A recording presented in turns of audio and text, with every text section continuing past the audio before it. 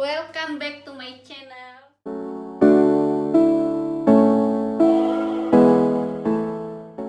Sekarang aku ingin meng-sharingkan bagaimana cara batuk yang benar dan efektif.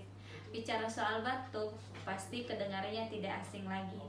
Tapi mau tahu nggak, sebenarnya batuk itu bukan suatu penyakit loh, tapi suatu gejala atau respon karena ada gangguan di saluran pernafasan.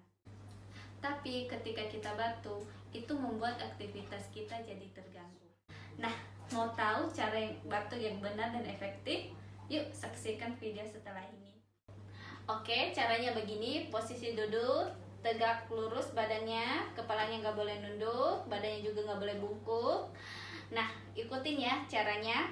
Yuk, tarik nafas lewat hidung, tiup, tarik lagi, tiup, tarik yang ketiga, langsung dimasukin. Nah, sekali lagi ya. Yuk, tarik nafas, buang. Lagi tarik nafas, buang. Tarik nafas dalam, batukin. Nah, itulah cara batuk yang benar dan efektif. Semoga video ini bermanfaat. Ikutin terus channel ini dan jangan lupa untuk di-subscribe, like, komen, dan share supaya aku semangat untuk membuat tips-tips berikutnya. Bye.